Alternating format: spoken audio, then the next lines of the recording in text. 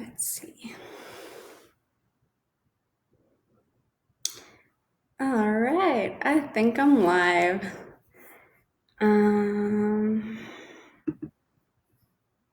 Gotta be more smooth in these openings. All right, I'm just gonna start. So, hey guys, it's Maddie here, and I am back to give a sort of part two to the live that I did here a few weeks ago. So, okay, cool, Jonathan, thank you. So the other week I spoke about finding joy while in isolation. And in that video, I spoke about the things that you can do to bring more joy into your life at this time. So since then, a lot has changed, but also really nothing has at all. The world is still in a state of emergency, and we're still confined to our houses, trying to figure out on how to cope with our current reality. And that's stressful. So I wanted to transition my talk this week to speak to those of you who might be on the road, hey Alina, towards burnout and dealing with chronic stress. So I will say that the self-care tips that I'm going to be talking about today will be useful for most people, and it's definitely not exclusive to those with burnout. So the things that I'll be talking about today is what burnout actually is, how it differs from stress, what are the signs that you're heading towards burnout, and then also we'll just talk about the things that we can do to heal our bodies from it. So if you do have any questions, just let me know in the comments and I'll try my best to respond to them. And if I don't know the answer, I'll find it for you. So just a reminder, I said this last time, but this is not a one-size-fits-all approach like anything. What works best for one person might not work best for you. And I do try and incorporate all sorts of self-care tips so that you can pick and choose which ones resonate best with you. Also, before I start, I just want to add that if you believe you might be depressed, please reach out to your doctor and speak to a therapist. This is important enough to speak to a professional about right now. It's not something that you should wait on. There's also online platforms like Talkspace where you can get direct access to talk to a therapist. I just want you to know that you are important enough to talk to someone. So with that being said, let's get on to talking about what burnout actually is. So, burnout is a state of emotional, physical, and mental exhaustion, and that's brought on by excessive and prolonged stress. So when the world is not as crazy as what it's been, most of us have what would be considered a normal level of stress response in any given day, which is then balanced by our restful periods. So when we're dealing with burnout, it means that we've been in a constant state of fight or flight. So there's no true restful moments that help maintain that balance. So if we think about it from an evolutionary standpoint, our body uses cortisol, which is the stress hormone, to trigger the release of glucose in the bloodstream. And then it shuts down the other systems in the body that can be deemed as non-essential or detrimental in a fight or flight situation, like being chased by a lion. So when we're dealing with chronic stress, our bodies are acting as if we're being chased by lions always. Cortisol is being produced and we're still receiving all that glucose into our bloodstream. Our body is curbing the non-essential functions like hunger or digestion. Adrenaline is increasing our heart rate and our blood pressure. So when we think of this chronically, something's got to give, right? When we were running away from predators, there was an endpoint, right? We either got away or we got killed. So chronic stress is pushing our bodies to the end point of trying to survive, when really it was only ever meant to function for short bursts. So when we reach our end point, we get burnout.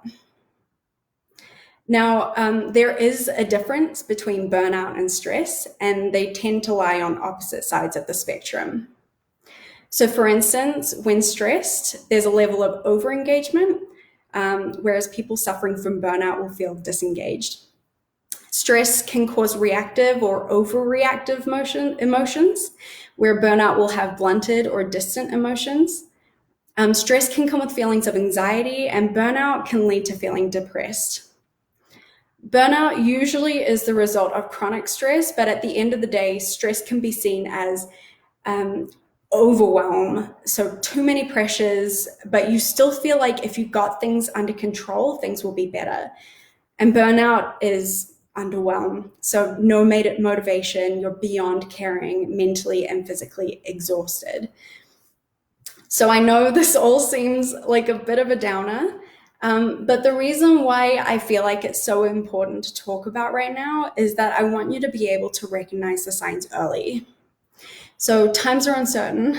We're worried about our jobs, money, family, our own health.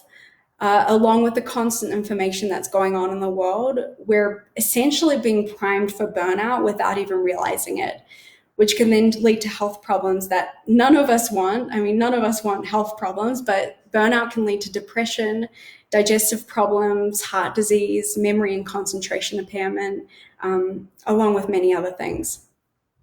So I would like for you to hop off this video today with the knowledge to identify and take care of our chronic stress before it turns into burnout. So let's move on to the signs and symptoms of burnout. It is important to note that a lot of these signs are very common from time to time, but if you're feeling like it's this way all the time, it might be a sign that you're experiencing burnout. So some of the physical signs can include metabolic disruption. So we could be gaining or losing weight. You could be feeling tired and drained. You might get sick more frequently. We can have chronic pain, IBS or gut imbalance, appetite disruption. So you could be eating more or less. For women of childbearing age, you might have really intense menstrual symptoms. So emotional signs can include feeling unmotivated, feeling a sense of failure or self-doubt. You can feel cynical and having a really negative outlook on things, feeling detachment. Apathy is like another sort of sign. Behavioral signs include using food or alcohol or drugs as a coping mechanism, isolating yourself, procrastination, withdrawing from responsibilities, and then also lashing out at others. So if these signs sound like you constantly, then I really do encourage you to give these self-care tips a try, as they've been proven to reverse burnout. So I'll start with the things that we can reduce. You're going to hate me for most of these. Caffeine is the first one, I know. Please don't hate me. But I realize that with all the symptoms that I just mentioned, it seems like you'd want to be guzzling coffee all day just to function. But the reason why we don't want to be doing that is because caffeine is a stimulant. It spikes your cortisol. So like I mentioned before, our body is already overproducing cortisol constantly. So it's putting stress on your adrenal glands.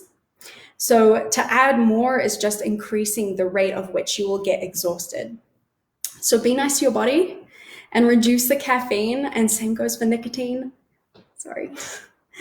Alcohol, again, sorry. Yeah, I know, I'm sorry, Jonathan. Alcohol, that's the next one. Sorry, again, a lot of apologies going on in this one. But if you're experiencing burnout, the chances are that you're not sleeping well. Alcohol disrupts our ability to reach REM sleep, which is what we need to be able to do as a way for our brains to basically dump the trash, so to speak. Sorry, I'm just, don't shoot the messenger. If you're consistently drinking alcohol and you're not getting a restful night's sleep, your brain begins to build up with chemicals that usually get dumped during your REM cycle. And then it begins to affect the way our brain functions over time and in the long run. And it has also been linked to things like, the name escapes me right now, when your brain memory, when you're older, memory escapes me right now, but that's what I'm talking about. Alzheimer's, there we go. So added sugar and refined carbs is the next thing. I know that this is what we most feel like when we're chronically stressed. like pasta, donuts, ice cream. And while I'm a very big proponent of intuitive eating, I don't actually believe these to be bad foods.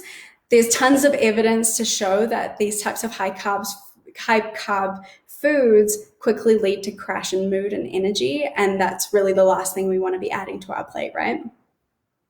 So intermittent fasting. There's some evidence that shows that intermittent fasting helps with weight loss and can boost energy. However, research has also shown that extended periods of food deprivation can increase your cortisol, and multiple studies have shown that it can decrease your ability to go into REM sleep. So finally, and this can be different for each person, but if you generally do a lot of it and you're consistently feeling drained, I would recommend to reduce your cardio. The reason being that cardio, again, increases your cortisol levels. And if you've noticed, the trend on this list is reducing the things that cause our bodies extra stress. So for some people, reducing cardio during burnout might mean going from like 5 runs a week to 3, or it could mean going from 3 cardio workouts to 1 or even none. Just listen to your body and do what feels best for you. At the end of the day, exercise should be re-energizing. You shouldn't be feeling completely exhausted for an entire day after a 40-minute workout. So if that's what's happening to you, it might be time to look at your cardio. So now we can look at the things that we can boost. Make sure you're drinking enough water. Everyone, make sure you're drinking enough water. For food, look at adding as much color to your plate with different vegetables, grains, proteins, and fats. Try look at proteins that have a higher bioavailability, which refers to the ability of the body to absorb and use the protein. This is especially important for vegans, as natural plant proteins have a lower bioavailability. Also, eat breakfast. Even if it's small, allowing your body to have calories to use from the onset of the day stops it from going into panic mode, and you won't have to fight so hard or use stimulants to stay energized. Make sure you talk to people. And referring back to the last video, make sure it's not to people who stress you out. If you want, you can talk about the things that you're going through, the things that are stressing you out. But I strongly recommend to also try not to think about that stuff and just focus on what you find fun and enjoyable. Work on getting plenty of sleep. I know this can be difficult, especially with high levels of stress, but like everyone says, work on powering down at the end of the day. So dim the lights, dim screen time, create a restful experience leading up to the bedtime so that when it is actually time to sleep, you're already there, you're ready, as opposed to the high stimulation up until the point your head hits the pillow, and then you have to try and wind down from there. Also, don't feel guilty for naps in the day. If you're feeling burnt out and that's what you feel like you need, then please do it. Look more into restorative. Did I say finally for there? I don't know. Look more into restorative exercises like yoga or mobility. It's a way to still be active and get your body moving while also making sure that your body is not having a stress response. It's okay. It's not forever. And you can start incorporating your cardio and weights when you've given your body a chance to heal. So this is the last thing that I want to mention, is to boost your positive self-talk. So I noticed this when we started to realize that my husband has actually been showing the signs of burnout. When we were talking about how he felt, he was referring to himself as being lazy, or he would get really incredibly frustrated with himself that he wasn't doing anything, which begins the cycle of self-flagellation where you feel depleted, so you don't have the motivation to do the things you need to do.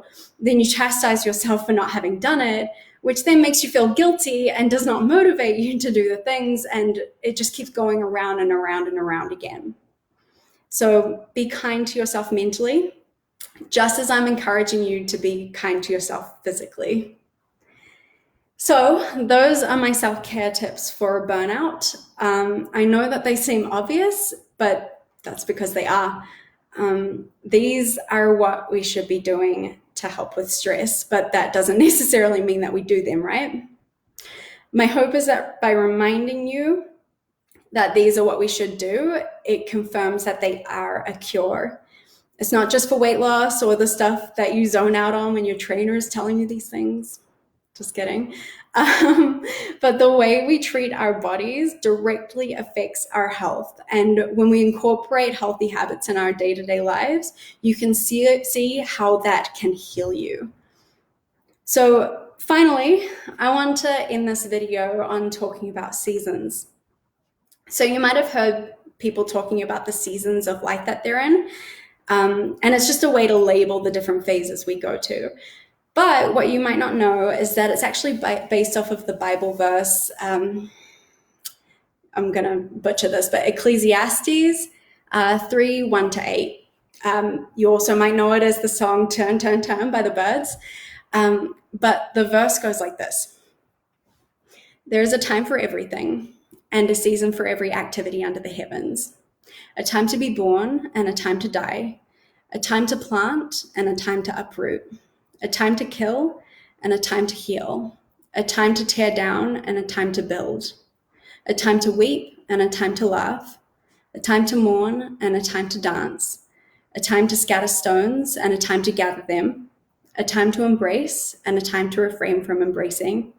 A time to search and a time to give up. A time to keep and a time to throw away. A time to hear and a time to tear and a time to mend.